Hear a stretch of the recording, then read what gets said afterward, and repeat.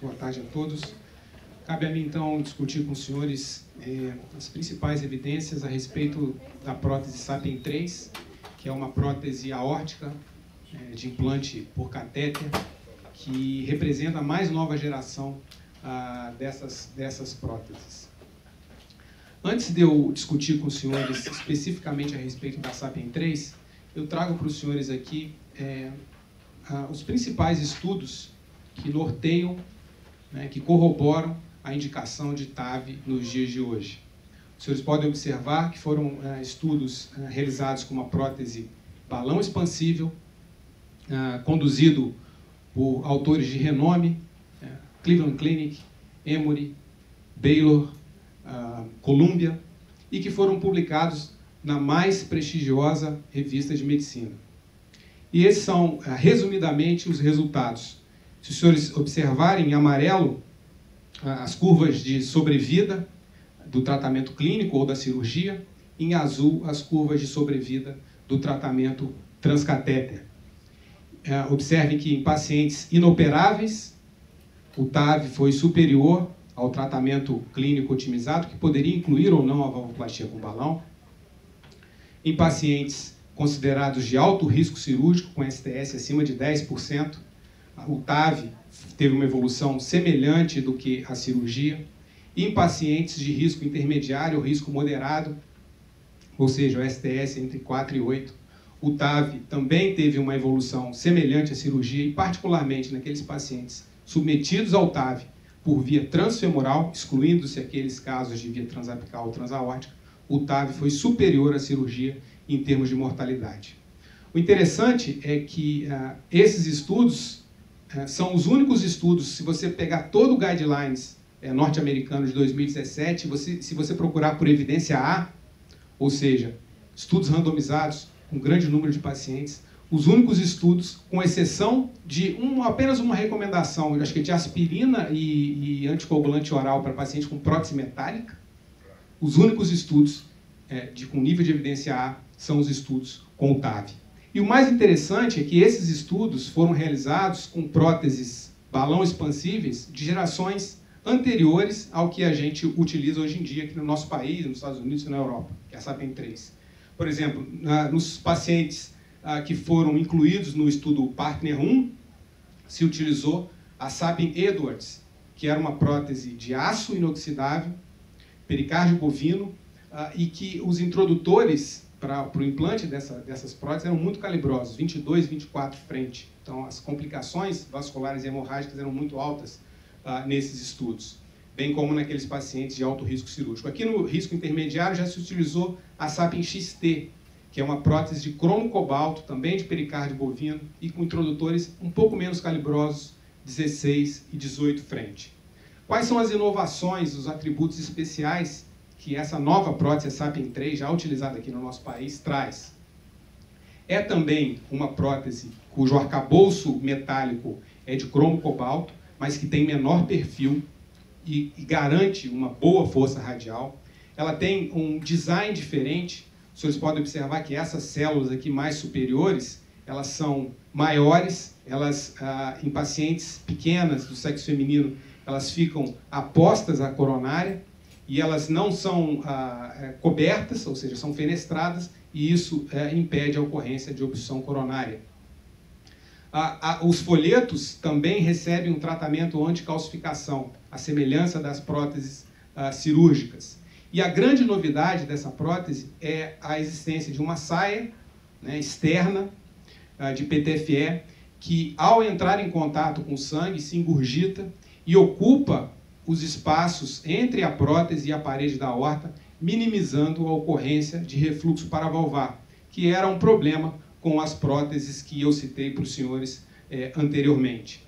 Uma outra vantagem da prótese Sapien 3 é que ela requer introdutores ainda menos calibrosos, 14 frente para os tamanhos 23, 26 e 16 frente para o tamanho 29 milímetros, ou seja, isso é um grande avanço, possibilitando a expansão das indicações de TAV por via transfemoral para pacientes que têm artérias ilíacas e femorais, por exemplo, de 5,5 milímetros. Uma outra inovação dessa prótese é a possibilidade do catéter, do sistema de entrega da prótese. Aqui os senhores podem ver uma ilustração. Ele é capaz de fazer uma deflexão, uma angulação pronunciada, maior do que os modelos anteriores, e isso possibilita, por exemplo, o tratamento de pacientes com aorta muito horizontal e que têm dificuldade no implante. Há a possibilidade de se fazer um ajuste bem fino do posicionamento da prótese, ou seja, minimizando a ocorrência de um implante mais baixo ou mais alto, que pode levar a maior distúrbio de condução, pode levar a ocorrência de refluxo paravalvar. Ou seja, realmente é uma prótese que traz muitas inovações em relação aos modelos que nós tínhamos anteriormente. Mas o que interessa para nós são os resultados clínicos dessas próteses, dessa prótese nova, da SAPIEN 3. Por isso eu trago para os senhores alguns estudos, tanto em pacientes com alto risco, ou pacientes inoperáveis, e pacientes de risco intermediário. Todos esses pacientes eles foram compilados num grande estudo chamado PARTNER 2 S3. E eles, obviamente, esses estudos não são estudos randomizados ainda, são estudos observacionais, mas com grande número de pacientes. Esses pacientes eles foram divididos em dois braços. Um de risco intermediário, ou seja, pacientes que tinham STS entre 4 e 8, e pacientes de alto risco ou inoperáveis, aqueles pacientes com risco com STS acima de 10, ou que na concordância de 2 cirurgiões, que o risco de mortalidade e de uma complicação maior, como AVC, insuficiência renal, transfusão, ventilação prolongada, excedesse 50%. Ou seja, pacientes realmente inoperáveis. E esses pacientes eles foram analisados, foram submetidos ao implante da prótese por via transfemoral ou, na impossibilidade disso, para via transapical ou transaórtica. Inicialmente, eu vou comentar com os senhores a respeito do braço de pacientes de alto risco ou inoperáveis. Foram 583 pacientes selecionados em centros americanos, 29 centros nos Estados Unidos. Observem os senhores o STS, a média do STS desse paciente de 8,6, a média de idade 82 anos, e a grande maioria desses pacientes, 84%, foram tratados por via transfemoral. Quando se observa, por exemplo, nesse estudo, a ocorrência de morte, por todas as causas e morte cardiovascular, observe os senhores, pacientes de alto risco, eu lembro para os senhores, inoperáveis, mortalidade por todas as causas de apenas 2,2%, mortalidade cardiovascular de 1,4%. Quando se analisa a ocorrência de AVC, todos os casos de AVC, ou aqueles casos em que levou a sequela motora ou funcional significativa, 1,5% e 0,9%. Ou seja, realmente são taxas bem baixas de AVC e de mortalidade, e isso se deve não só à experiência que foi adquirida ao longo dos anos, desde o início do tratamento de TAV nos Estados Unidos, mas também a redução do perfil e a facilidade do implante dessas próteses. Quando se analisa a sobrevida, em um ano, observe os senhores dos pacientes inoperáveis e pacientes de alto risco, quando submetidos ao implante da prótese transfemoral, a sobrevida em torno de 85%, 89%. E quando se analisa especificamente os pacientes de acordo com a via de acesso escolhida, observe os senhores que a sobrevida foi significativamente maior quando os pacientes foram tratados por via transfemoral do que quando tratados por via transaórtica ou transapical. Obviamente, aqui estão incluindo pacientes bem mais graves que não havia possibilidade de acesso transfemoral.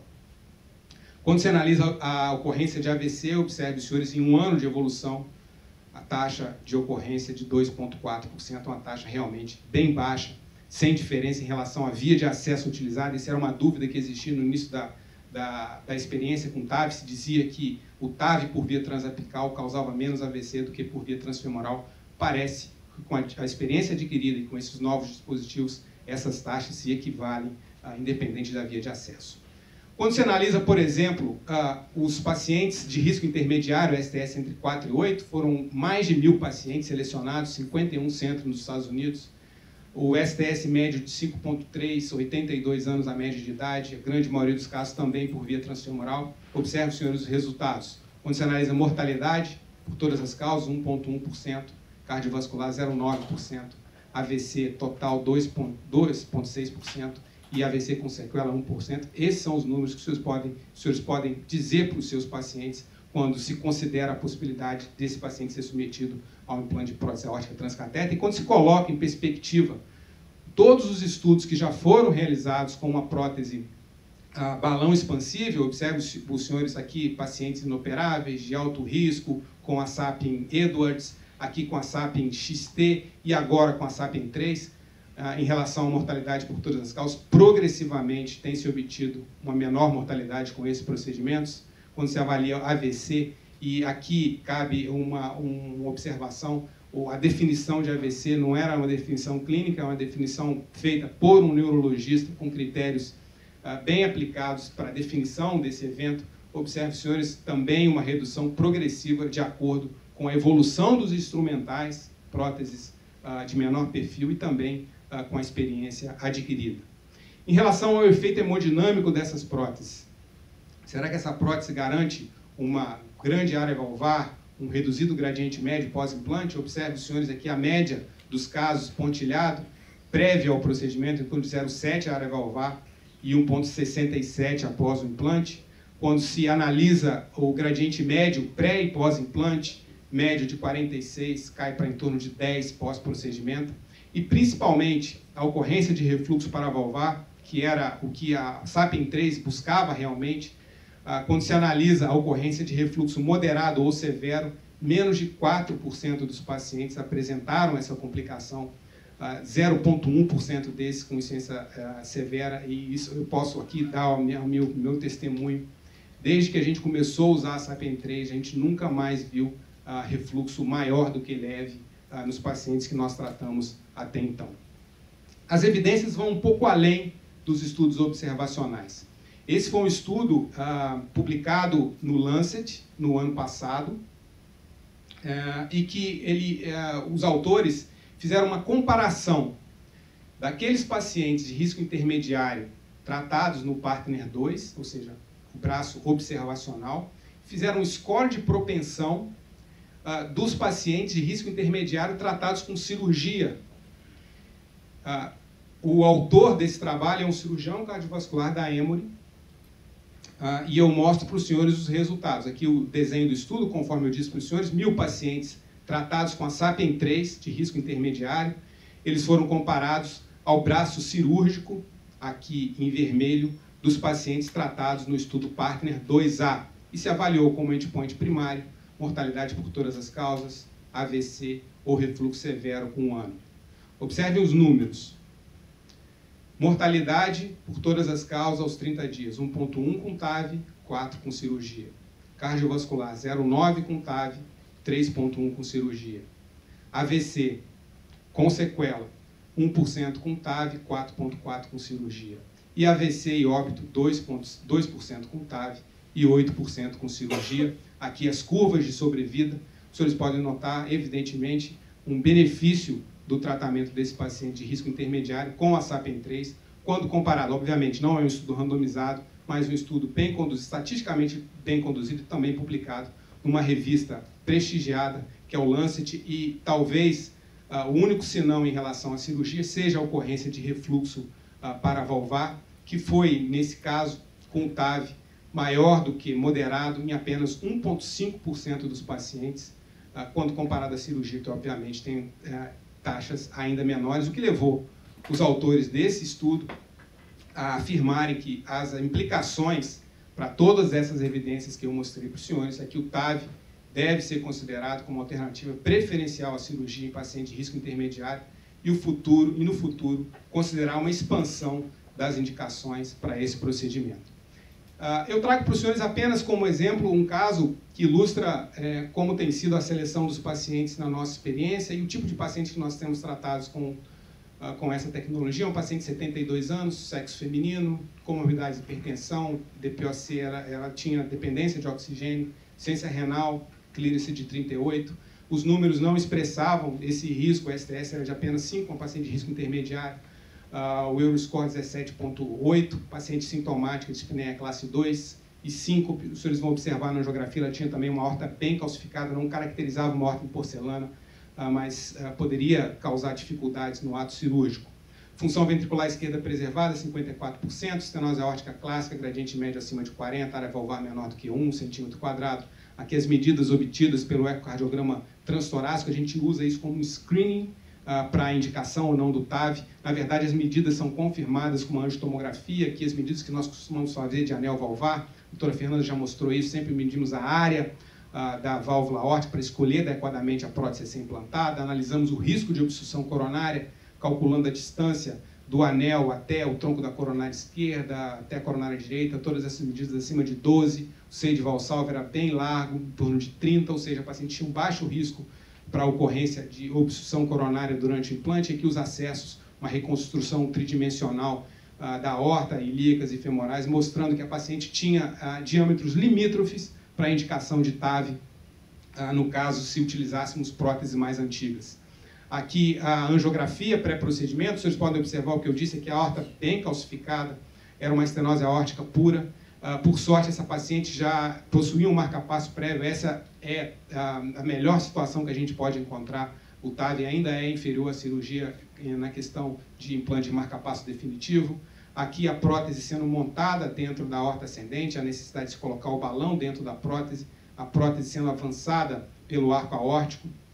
Ela tem o que a gente chama de nose cone, que é um narizinho na sua ponta, que impede que a prótese toque a aorta, reduzindo a ocorrência de dissecção, de embolia, etc. Aqui a prótese já sendo posicionada, nós realizamos injeções de contraste. Esse caso foi feito com a paciente sedada apenas, sem necessidade de intubação. Vocês podem observar que não há eco transesofágico, a monitorização foi só com angiografia e eco transtorácico. E aqui o implante da prótese no local. Se faz uma estimulação rápida do ventrículo direito, com o rapid pacing aqui posicionado, o balão sendo insuflado, a prótese vai ser insuflada em seguida. Prótese bem estável durante o seu implante, e aqui o resultado angiográfico final, os senhores podem observar, uma prótese bem posicionada, sem qualquer evidência de refluxo paravalvar. E por fim, o que nos espera? A chamada Sapien 3 Ultra é uma prótese já em uso no Canadá. Ela tem o nose cone ainda mais flexível para facilitar a passagem pela válvula aórtica, para se implantar essa prótese sem necessidade de pré-dilatação. Ela vai vir também com introdutores 14 frente para todos os tamanhos e vai ser de uso bem mais fácil, não vai precisar de montar a prótese, o balão dentro da prótese, ou seja, isso vai facilitar o procedimento, vai tornar o procedimento ainda mais rápido. Hoje nós realizamos esse procedimento em torno de 40 minutos. Muito obrigado pela atenção de todos.